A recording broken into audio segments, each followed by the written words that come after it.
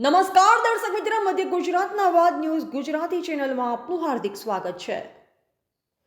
છોટાઉદેપુર બોડેલી કુકડા ગામના દુષ્કર્મના આરોપીને 10 વર્ષની સખત કેદ અને 20,000 દંડ તેમજ પીડિતાને 4 લાખ રૂપિયા વળતર પૈકી ચૂકવવાનો આદેશ કરતી Bodeli Chhotaudepur additional sessions court.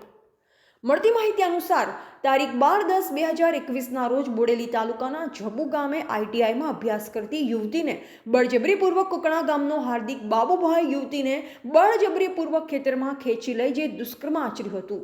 જે અંગેનો case Bodeli Chhotaudepur additional session કોર્ટમાં ચાલી જતા મજબૂત પુરાવાને લઈ તેમજ પીપી રાજેન્દ્ર પરમારની ધારદાર દલીલોને માન્ય રાખી આરોપીને કસૂરવાન ઠેરવતા છોટાઉદેપુર બોડેલી એડિશનલ સેશન્સ કોર્ટના મેજિસ્ટ્રેટ શ્રી અંદલિત તિવારીએ આરોપી હાર્દિકને 10 વર્ષની સખત કેદ તથા 20,000 રૂપિયા દંડ તેમજ પીડિતાને 4 લાખ રૂપિયા ચૂકવવાનો આદેશ કર્યો છે।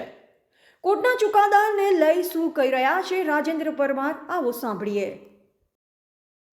તમારો હાથ દેખાતો થાય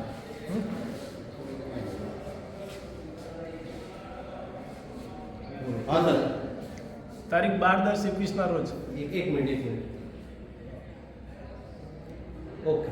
તારીખ 12/10/21ના રોજ જેતપુર પાવી તાલુકાની ભોગ બંડાર જબુગામ મુકામે આઈટીઆઈમાં આવેલી તે વખતે કુકના ગામનો આરોપી હાર્દિકભાઈ બાબુભાઈ તેનીને બળજબરીપૂર્વક ખેતરમાં લઈ જઈ તેની સાથે દુષ્કૃત્ય કરેલું।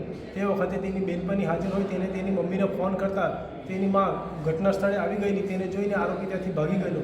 જે બાબતની ફરિયાદ ભોગ બંડારે નોંધાવતા તેનો કેસ અત્રેની કોર્ટમાં ચાલી જતા આરોપીને 10 વર્ષની સખત કેદની સજા તેમજ 20,000નો દંડ અને ગુજરાત વિક્ટિમ કમ્પન્સેશન એક્ટ હેઠળ 4 લાખ રૂપિયાનો દંડ જે ભોગ બનનારને ચૂકવવાનો અત્રેની કોર્ટે હુકમ કરેલો છે।